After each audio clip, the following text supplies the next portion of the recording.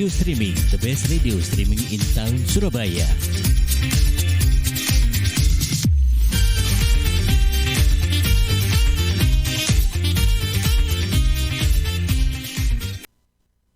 Itu kelas 1 SMP saya sudah, ya kakak saya yang ngambil saya dari rumah ibu itu kan anaknya banyak. Nah saya ini merasa beban juga tinggal di rumah situ. Akhirnya saya berusaha cari rezeki sendiri dengan cara ya jualan koran gitu, jual koran di Jalan Pahlawan. Di situ ada bursa koran pada waktu itu, sebelah Surabaya Theater waktu itu. Jual koran di sana sampai SMA. Saya lulus SMP ya, pertama saya jual di bis, lalu jadi loper, terus jadi agen. SMA kelas 2 itu saya sudah punya uang, ya, sudah bisa beli sepeda motor waktu itu. Dari SMA kelas 2 itu saya jadi agen saya kembangkan di majalah, selain koran, majalah dan lain-lain. Terus saya itu punya hobi menulis. Hobi saya itu membaca dan menulis. Jadi saya saya SMP itu sudah mulai nulis-nulis itu. Ya mulai dari puisi, mulai dari cerpen, itu sudah banyak. Malah saya kelas 1 SMA sudah mulai kursus ngetik. Sak kelas itu cewek tok. Boy selancang. Karena ngetik yo gak ono sing lanang-lanang jarang. Akhirnya ya kursus ngetik sampai tingkatan blend system. Jadi ditutup ini terus kon ngetik ini, guru ini sing cerita kon ngetik sampai tahapan itu. Akhirnya bisa lulus kursus ngetik. Aku dewe gak ngerti lah apa waktu itu kok seneng ngetik ya. Saya belum tahu, cuma saya itu seneng nulis. Akhirnya saya punya mesin tik, beli di Gembong. Waktu itu pasar Gembong, mesin tik bekas-bekas itu. Itu saya dari situ bisa nulis. Pada waktu itu ada majalah gadis, Anita Cemerlang, Aneka, majalah Aneka itu kursus cerpen-cerpen itu. Itu saya kirim-kirim situ, lumayan dapat uang. SMA itu saya sudah dapat uang dari tulis menulis, dari jual koran, jadi agen koran, agen majalah. Akhirnya bisa berkembang. Saya bisa bantu orang tua saya, ibu saya yang nggak mampu tadi, kita bantu terus. Gitu ceritanya, sekilas info. Nah, jadi di usia itu sudah punya duit gitu ya Cak ya? Iya, saya kan berkelit di tengah ekonomi sulit biar tidak terjepit. Orang kalau wis kejepit gitu tuh banyak ide ya Cak ya? Banyak, biasa lek kak mangan sedino kan saya ini besar di jalanan ya. Tiap hari jual koran, langsung siang sekolah, pulang malam jual lagi pagi jam 3 sudah di jalan lagi ambil koran, ya jam 4 itu sudah harus sampai di sana ambil koran, jual koran. Nah, pada saat anak-anak usia seusia saya itu menikmati hangatnya selimut atau menikmati hangatan pelukan ibunya di kamar, ya saya sudah di jalan, ya, bergelut dengan dinginnya pagi, bersepeda pancal, harus keluar rumah. Jika tidak ya tidak bisa, harus keluar karena koran ini tanggung jawab. Dari situlah saya belajar disiplin. Kalau koran tidak diambil, pelanggannya tidak bisa dapat koran. Saya dikomplain, nggak boleh terjadi itu. Nah, di situ saya kembangkan terus. Hasilnya dari situ saya belikan majalah. Majalah akhirnya berkembang. Agen majalah waktu itu majalah mulai dari Tempo, Liberty, Fami, Kartini, dan lain-lain, itu banyak peminatnya. Dari situ saya ada untung, ada uang itu. Gitu. Tapi nggak minder sama sekali Cak, Iku Cak. Ya? Sampean nggak minder sama sekali sama teman-teman atau konco-konco sampean Cak? Nggak ada saya perasaan minder itu. Biasanya kan izin, waduh. Iya. Konco-konco saya berapa kali ketemu teman sekolah ngirim koran di rumah teman SMA juga pernah. Teman saya SMA ibunya itu langganan saya ngirim, ya ada. Saya nggak malu, untuk apa malu? Kadang-kadang mereka malah kok iso koyo ngono ya apa carane kepengin melok. Nah, teman saya banyak yang saya ajari, tapi juga ada yang tidak bisa karena memang itu menyangkut pribadi orang yang harus benar-benar disiplin. Bangun pagi gelisah kalau nggak bangun, kalau telat gitu bingung malah gitu. Nah, di sini memang dibutuhkan orang yang bisa bisa ya bertahan diri terhadap suasana seperti itu. Itu sekilas info aja. Kisah masa lalu. Kisah masa lalu.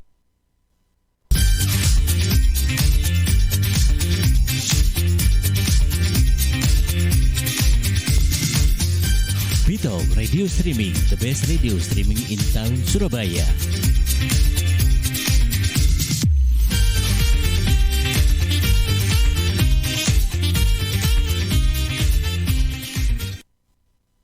Setelah itu saya lulus SMA, saya lihat ada lamaran menjadi wartawan, tapi sarjana. Pada waktu itu, tapi saya kan SMA.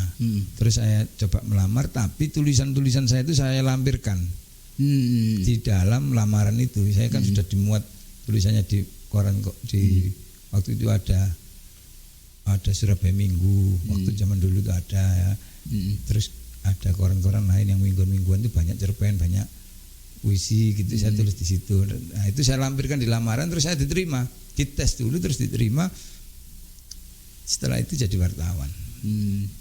Tahun berapa Cak itu Cak? 9 berapa Cak? Ya saya masuk tes wartawan itu sekitar 90-an. Baru lulus SMA itu. Lalu kalau nggak salah 3 tahun setelah itu saya pernah jadi juara nulis. Oh ya. Iya.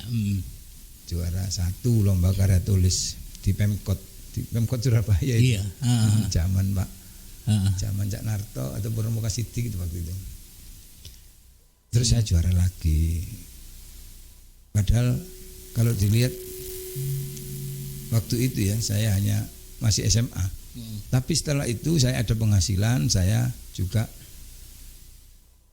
kuliah. Saya kuliah juga habis 4 universitas. Gak ngerti pokoknya kuliah mulai dari UNER, terus Unitomo saya pernah, UNER, Unitomo dan lain-lain sudah ada. Terus saya sambung lagi S2. Gitu. S2 itu saya lulus 2002. S2-nya. Jadi itu kisah sekilas tentang saya pribadi ya. Terus kebetulan saya sudah melamar jadi wartawan, diterima. Terus lama-lama saya juara dan lain-lain tadi. Terus terakhir saya menjabat sebagai pemimpin redaksi. Jadi membawai sekitar ya 80-70 wartawan di koran itu, Jawa Pos Group.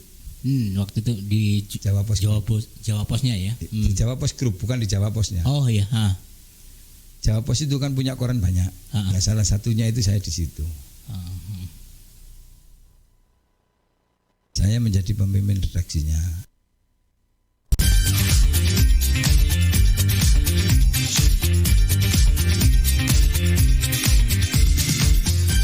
Bito Radio Streaming, the best radio streaming in town Surabaya.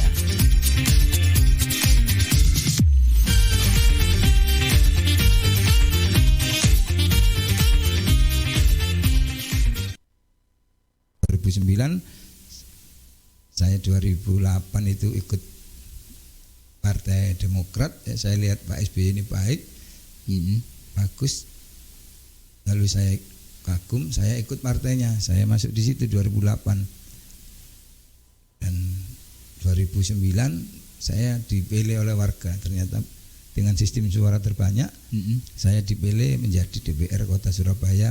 Pas masuk itu 2009 bulan Agustus 2009 ya. Pada waktu masuk itu saya ditakdirkan menjadi ketua komisi B Bravo ya, bidang keuangan. Ketuanya Cek nom itu Cak ya. Ya 2009 kira-kira sak monoan. Dibandingkan dengan teman-teman yang paling mudah gitu loh. Ya kira-kira. Oh pada waktu wartawan saya termuda. Pada waktu wartawan itu saya dari teman-teman itu masih termuda. Pada waktu angkatan itu loh ya maksudnya. Terus saya 2009 di DPRD Kota Surabaya ditakdirkan menjadi ketua komisi B Bravo, menjadi bidang keuangan. Terus tidak lama kemudian saya ditakdirkan menjadi ketua DPRD. Di DPRD Surabaya juga ada 50 anggota waktu itu. Saya ketua DPRD-nya, lalu saya juga ketua Badan Legislasi dan sekarang ini ketua fraksi. Ya. Jadi saya 3 periode 2009 sampai hari ini 2021. Nanti 2024 jika diperpanjang lagi sama masyarakat ya jadi lagi. Jadi saya ini ya kira-kira itulah perjalanan sekilas tentang saya ini. Intinya bahwa kita kalau mau berubah, hijrah gitu bisa ya Cak ya. Saya sering sampaikan kepada anak-anak ya ketika kita ada santunan anak yatim gitu, saya kasih motivasi, jangan takut, jangan ragu. Saya ini 5 tahun bersama ibu saja ya. Terus berkelit di tengah ekonomi sulit, mulai belum sekolah sampai lulus SD terus sampai hari ini. Bahwa arek sing dodol koran biyen, arek sing asongan nanggone bis biyen iku ternyata saiki dadi DPRD. Nah, saya kasih contoh-contoh begitu supaya mereka yang senasib dengan saya itu tidak putus asa, tidak ragu. Dan saya kasih motivasi begitu. Asal kita mau terus tekun, disiplin, dan itu bisa menjadi motivasi untuk sukses. Meskipun godaan banyak ya ini, tapi kita juga berusaha bertahan bagaimana bisa terus sampai ya ekonomi gonjang-ganjingan biasa. Nah, ini harus dihadapi juga gitu. Wah, menarik sekali ini Cak.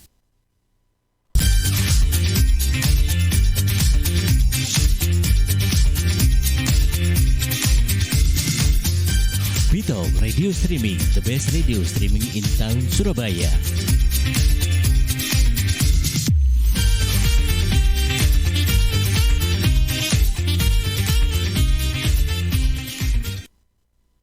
Kebetulan aku kan seneng moco ya.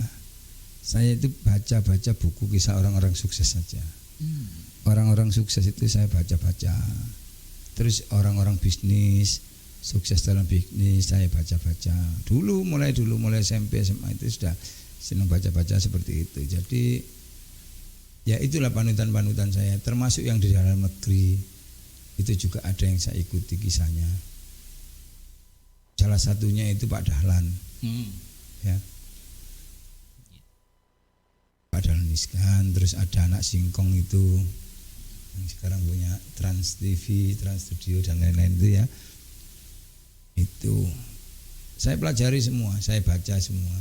Lalu untuk buku-buku saya baca serinya Robert Kiyosaki. Nah, itu bagaimana gaya itu investing, bagaimana ya dia punya bapak kaya dan bapak miskin, Rich Dad Poor Dad judulnya itu, bapak kaya dan bapak miskin. Bapak kaya justru yang tidak sekolah, bapak miskin yang sekolahnya tinggi. Nah, dalam kisahnya Rich Dad Poor Dad itu bahwa sekolah makin tinggi itu makin bodoh. Kenapa kok begitu? Karena di dalam sekolah tidak pernah diajari cara cari uang.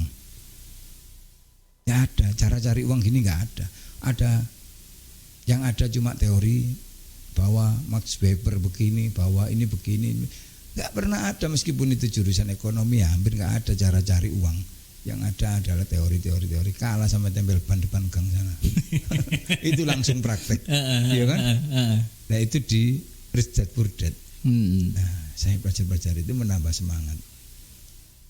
Ya, saya masih harus sempat-sempatkan baca karena itu kan kegemaran saja. Tapi dari situ saya nambah wawasan, nambah ilmu gitu. Saya jadi tahu kalau ternyata bisa begini, harus begini gitu. Kalau Pak Dahlan itu hampir semua saya baca, saya dengarkan semua kisah-kisahnya. Saya temui juga pas Pak Dahlan santai gitu ya, saya baca bukunya yang Ganti Hati itu juga saya baca, ikuti semua. Ternyata ya asik juga gitu. Jadi intinya kita harus membaca ya sahabat Pitalk ya. Kalau ya, ingin belajar sukses ke gitu orang ya. yang sukses. Belajar ke orang sukses. Tapi kalau melihat dari anak-anak sekarang ini minat bacanya seperti apa ini, Cak? Ya, sekarang ini minat baca anak-anak itu cukup tinggi, ya, tetapi baca WA. Bukan baca buku kisah-kisah sukses. Siapa tahu ada orderan loh, Cak, by WA gitu. Jadi kan mereka kan pasti konsen pada WA-nya gitu, Cak. Ya nggak apa-apa. Ini kan sudah berubah zamannya, ya. Tidak lagi pakai kertas, tidak lagi pakai tulisan seperti itu. Kita pakai HP, bisa ada e-book di situ, ya. Kita bisa nelusuri, bisa langganan dengan online. Yeah. Sekarang ini sudah berubah. Saya juga sebagian ngikuti perpustakaan yang lewat online. Kadang berbayar, kadang ada yang gratis di e-book itu. Tinggal orangnya mau apa enggak bacanya. Nah, karena kita ini sudah terbiasa baca buku, nah maka kalau saya tetap belanja buku itu ya sekitar, kalau dulu ya 300 lah. Satu bulan itu 300.000 belanja buku. Itu kalau belum saya baca ya plastiknya nggak saya buka. Itu berarti belum saya sentuh. Itu. Jadi saya semuanya itu mesti saya baca dulu, semua baru selesai ganti lagi, habis beli lagi Gramedia atau Gunung Agung sana. Gitu. Jadi uang yang didapatkan itu dari hasil itu dibelikan buku, terus dibaca bukunya itu. Iya. Dan baru itu menjadi apa ya, motivasi Pak Mahmud sendiri ya untuk berkarir begitu, Pak. Kalau dulu saya kan agen koran ya, mulai dari loper koran terus jadi agen, terus agen majalah. Nah, di situ kan banyak buku-buku juga lah. Saya sering baca-baca itu. Jadi waktu itu saya sudah senang. Terus dari senang baca, saya senang menulis. Nah, dari situ terus pada waktu itu zaman-zaman dulu ya hampir nggak bermodal bacanya ya. Nah, kalau sekarang ini kan harus beli di Gramedia. Buku-buku motivasi, buku ekonomi, bisnis gitu. Jadi untuk membaca sendiri ternyata sangat penting ya, Cak ya. Dengan membaca itu kita bisa tahu bagaimana resepnya orang-orang sukses itu, kemudian baru kita mengaplikasikan ya, Cak ya.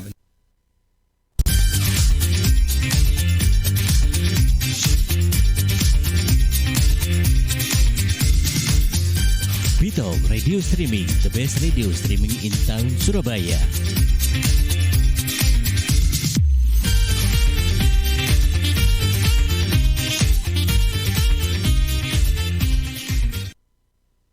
Lihat, saya ini kan anak terakhir ya. Saya merasakan betapa susahnya seorang ibu saya itu. Nah, prinsip saya nggak boleh susah. Nah, ini. Maka saya harus berkelit terus, harus melawan suasana pada waktu itu. Jika saya ikuti terus larut dalam kesedihan gitu, maka saya nggak bisa berkembang. Maka saya melawan. Bagaimana caranya? Yaitu tadi, di saat anak-anak seusia saya menikmati hangatnya selimut di kamarnya, di tempat tidurnya, menikmati ibu, gitu ya? hangatnya pelukan ibu, saya sudah di jalan. Itu salah satu yang membuat saya melawan keadaan. Tidak masalah. Ternyata kalau Tukul itu ngomong, itulah kristalisasi keringat. Setelah itu bisa dapat uang sehingga bisa untuk ini gitu. Dan saya juga mengimplementasikan usaha dari buku-buku itu. Ya, saya ada usaha kecil-kecilan ya, kayak bengkel resmi itu saya ada. Lalu ya tempat sekarang di rumah makan seperti ya ayam-ayam goreng itu sampai sekarang ini bertahan sudah 15 tahun tuh. Itu ada tambah-tambahan rezeki lah. Jadi situ ada usaha ya, Cak ya, beberapa usaha. Nah, Cak, ini tadi saya juga ya tergelitik dengan berarti ibu ya, Cak ya. Ibu ini menjadi sosok dari sampean untuk bisa meraih sebuah kesuksesan ya. Dan sukses itu dari doa ibu yang mujarab lah istilahnya, seperti itu ya, Cak ya. Kira-kira itu ya. Saya hanya melihat ibu itu seperti itu ya perjuangannya. Maka setelah saya bisa berkelit ke sana sini cari rezeki, saya bantu. Orang tua saya kan dikasih sangu waktu itu, hampir tidak saya ambil. Sangunya tak kelompokno, tak balik meneh. Pada waktu itu saya sudah punya uang, tapi tetap dikasih sangu sama ibu. Kaget dulu kok dibalik Oleh tekon delay gitu ya, mungkin koran, gitu. Gak dimarahin ya sama ibu Cak? Awal-awalnya aja. Awal-awalnya aja. Awal telekoran itu dimarahin. Tapi setelah itu bahwa khawatir iki nakal iki ngene akhirnya bisa melihat ada ini ada dibiarkan aja.